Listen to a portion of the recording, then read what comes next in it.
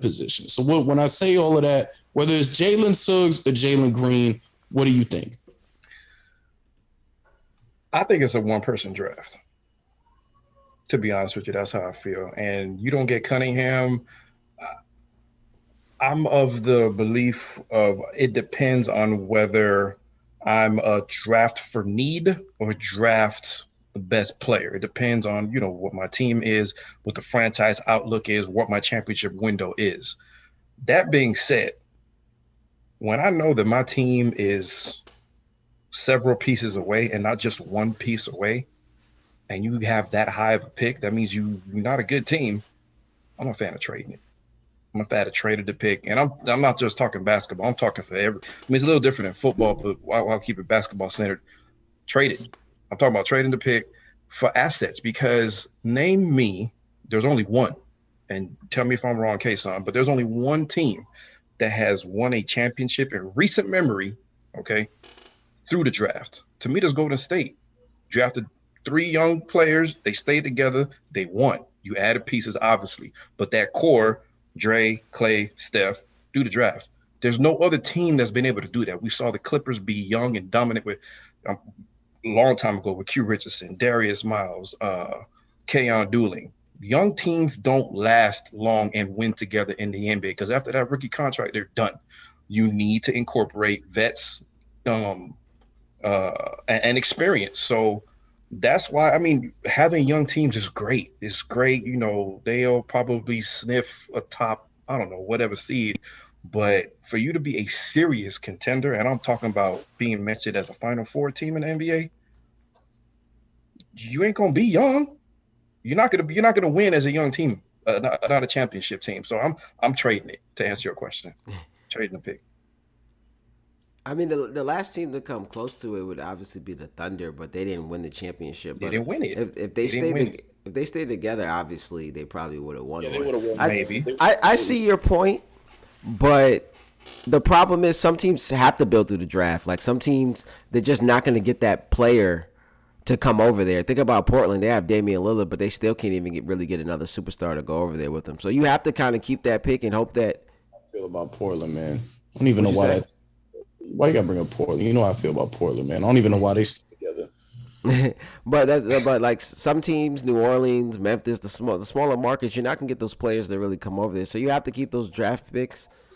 True. And I can see about trading it, but even trading it, you would have to trade it for a superstar who's on a long term contract because they're probably not gonna want to stay there if you get someone like a 1 year rental or something like that. No, Oklahoma no, City, that would be a stupid move. I hear what you're saying. You're right. But at least like okay, because like take New Orleans. You draft Zion, and now Van Gundy, who's a damn good coach, he's out after a year, and then you can't tell me that that's not going to piss off Zion because he's probably going to want to leave soon. I'll say this because I've been following the situation for a little bit. They fired Van Gundy because guys like Zion didn't like him. There's been reports that a lot of those young guys over there just did not mesh with Van Gundy. And you know what? It makes sense because he's an old school cat and he don't play no games. and That makes and sense. when the hire first happened, a lot of us was kind of questioning it and I kind of was one of those surprised guys that was questioning it for sure. by the hire. So it was kind of a weird hire to start with. But also, I think New Orleans feels pressure to not mess this up. Obviously, they're like I said, they're in a small market. It's hard for them to get players over there, so they have to get everything kind of completely right over there. And they just lost the superstar in Anthony Davis, and before that, they lost the superstar in Chris Paul. So they're trying. They feel a lot of pressure right now to make sure they get it right. Yeah, So You're right. well, if Zion's even a little unhappy, the coach is probably gone. yeah, and just to kind of center it back around on Houston, well, just the whole conversation about the young guys. I mean, Memphis is young. Memphis got a young core, and they're ascending right now. You know what I mean? They are. They drafted John Morant second overall. They drafted Jaren Jackson top 5 overall. I think it was Dylan something like Brooks is another draft. I'm not sure if he was a lottery pick, but that's another guy that they drafted. You know, that's an ascended team. I didn't expect them to get in the playoffs this year. And then when you go back to Houston, I mean, Kevin Porter is not a guy that they draft. He's a second year player. Even and I like I said, I think highly of Kevin Porter. I was very shocked that he went as low as he did in that draft.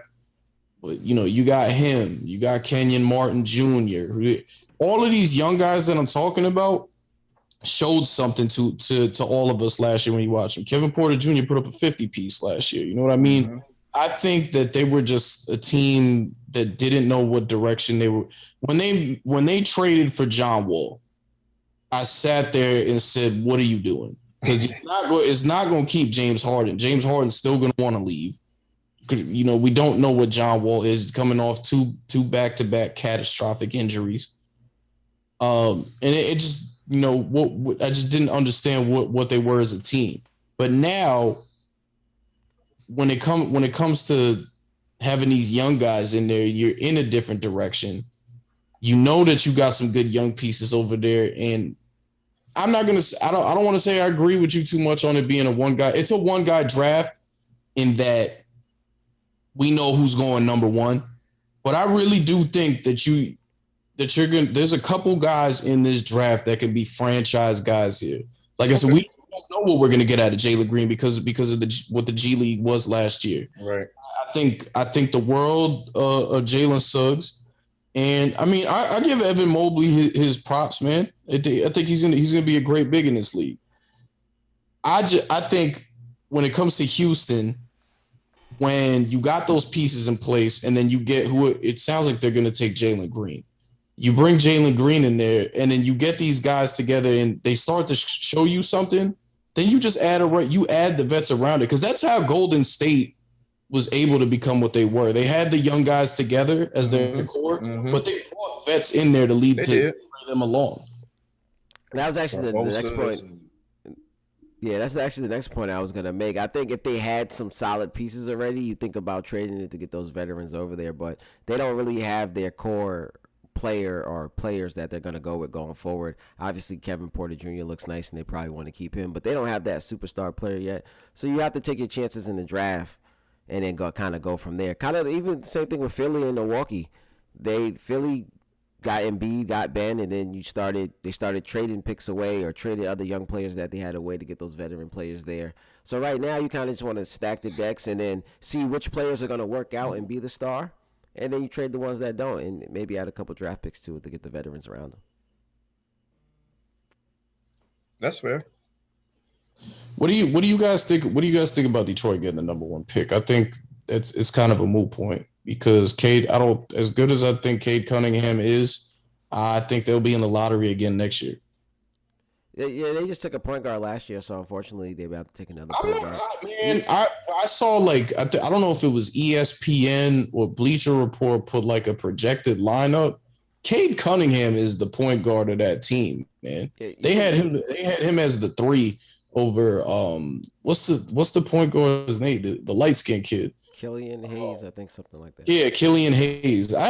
Killian Hayes is going to end up being your 6 man, unless you try and push him to you. I really don't think that highly of Killian Hayes. I'm sorry. I would try to play them as combo guards together and see how that kind of goes first. Or like you said, and if that doesn't work out, you push Hayes probably to the bench. But what do you guys think? I really don't think that highly of Killian Hayes. I don't think Killian Hayes is going to be a player in this league. Like, he's not going to be a face in this league.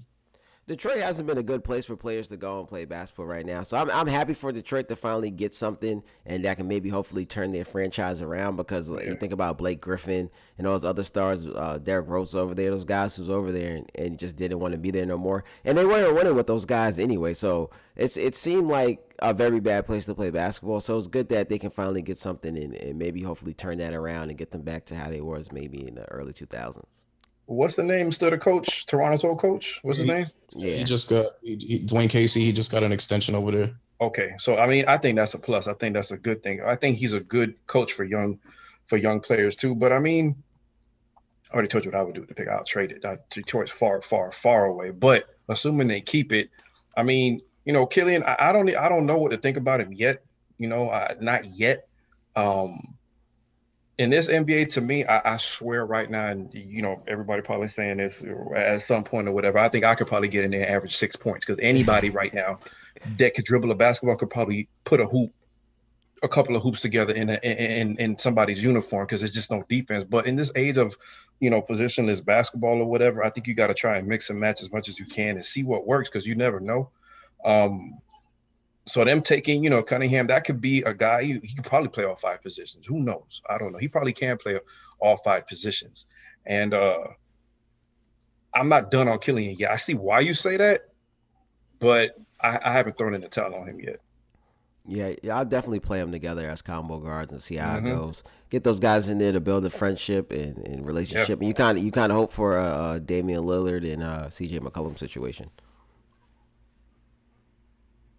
Yeah, but those guys were drafted like back. They were back to back, right? Yeah, and then I don't know. It was just a little bit of a different situation. Like you knew who, like what, where they were, like what roles they were both playing. Like That's a good point. Detroit's in big limbo here. They are, man. I mean, would you consider trading that pick if you were Detroit, or absolutely not? I mean, I've actually heard that like they are considering it, Absolutely but not. I've heard that they are considering it. I don't think that they will. For who? The They right price. You just gotta go but give it away. but like Detroit in the last couple of years has tried to get those star players to come over there. Blake Griffin. I guess these guys are kind of later on in their careers, but Blake Griffin. They just got Jeremy Grant to go over there. They got You just call Jeremy Grant. Derrick Rose to go over there. But I'm saying they've tried to hit it out the park. Even back in the day, Josh Smith. They tried to hit it out the park. They need to stop that and start to rebuild. So this first round draft pick is exactly what they need. They need to focus on rebuilding and stop trying to hit it out the park. Just made it sound like the Knicks, man. Yeah, I mean, the thing is, exactly. Detroit is a basketball city. They won. Well, it is, and a lot of people forget that, man. I mean, you're Mike. Me and you are a little older, so we remember it. Like, I'm not even just talking about, the Detroit team that won a title in 2004. 4, yeah, or 5. One of them, yeah. Even like before that, when Isaiah Thomas was over there, like, and all those guys say the same things, like whether it's the guys that were on the 04, to whether it's Rip Hamilton or Chauncey Billups or anybody else on those teams, or you go back to Isaiah Thomas and Mark Aguirre Right. or Dennis Rodman. Bad Boys, John Sally. Yeah. But Exactly. They but to, sit there and tell you, yo, Detroit, you will get love in Detroit like you haven't got love nowhere else. Like that, and they want to see a winner over there. Hmm. I believe that, but to my point, like I just said, they haven't been good lately. It's like the Knicks. People will say that about the Knicks too, but the Knicks haven't been good. Obviously, besides this year, they haven't been good lately, so people don't want to go there. It's like you said, like I said before, it sounded like the But Knicks, but yeah, it sounded like a Knicks situation. If the Pistons were good and they shown that they were moving forward, people may want to go there. But like the Knicks situation, no matter how good of a place it is or good of a franchise it is, if y'all not doing good, people don't want to go there. Well, look what this, turned the Knicks around. Look what turned the Knicks around is, a coach that demanded respect and a culture change in Thibodeau. I'm not talking bad about you just mentioned his name. What's his name? The coach in Detroit? Casey, Casey. Casey. I'm not talking bad about it because I would take him, but I don't see him as a guy that could provide that culture change, like, and demand the respect like Tibbs would, because I ain't going late to no Tibbs meeting. None of that. Tibbs, he looks like the Godfather, some mafia dude that you're scared of or whatever. But maybe that's what Detroit needs, a guy that'll come in and the guys are going to respect, because it worked for New York, and New York was a dead end place. well, I think what hurt Dwayne Casey in Detroit is he came in taking over, and they were trying to be a playoff team. Dwayne Casey was a part of that process in Toronto of building it up. They Yeah, were a lottery team with him, and were one of the premier teams in the Eastern Conference with him. He kind of built that up. yeah. So I think this situation now, if they play it right, could be a lot similar. It could be a very good situation for Dwayne Casey. They also had a hell of a front office. They had a front office with a brain in Toronto that was a big deal, because they managed to get Kawhi. They But knew it you was know going to be what a though? 1 year rental. It worked. Here's my thing. I don't think Detroit has a bad front office right now. I think they did that's one of the reasons why I was kind of off on Van Gundy, because Van Gundy was running basketball operations in Detroit before he got fired. He really messed things up bad in Detroit. Nobody was going to give Reggie Jackson that contract. He did that. He's actually the one that traded for Blake Griffin. Not a lot of people were going to do that. A lot of them, a lot of the bad moves that we're talking about in recent memory with Detroit was Van Gundy. Yeah. This honestly, Van Gundy didn't give Josh Smith that contract. That was a terrible move. No, he said Reggie Jackson. You said Reggie Jackson, right? I'm saying yeah. Josh Smith though. The Pistons have been This bad for a little while now. past year, they pulled the Knicks move and signed four. What was it? 5 centers. But Kayson's an OKC guy. You know, that is he's a disciple. He's a disciple Good drafting. No, but he's a disciple of Sam Presti. Good drafting. Well, I'm saying that he's a disciple of Sam Presti. We you know, and he's been credited for some moves that were made in Oklahoma City while he was there.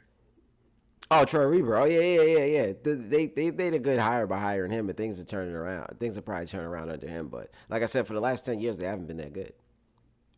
Yeah, but Troy Weaver is this is Troy Weaver's second year over there. Yeah. He didn't have don't get me wrong. That was a bad first year as far as free agent goes. I don't know what he was doing, but I'm gonna let that one be an anomaly. You know what I mean? Because he still comes from a good pedigree, and I don't know, man. I think Detroit, if they play their cards right, there could be something there in a couple of years, because we think highly of Troy Weaver, who's running things over there in the front office. We think highly of Dwayne Casey, and now you got the number 1 pick in the draft. So we'll see. They just need to rebuild and stop trying to hit it out the park.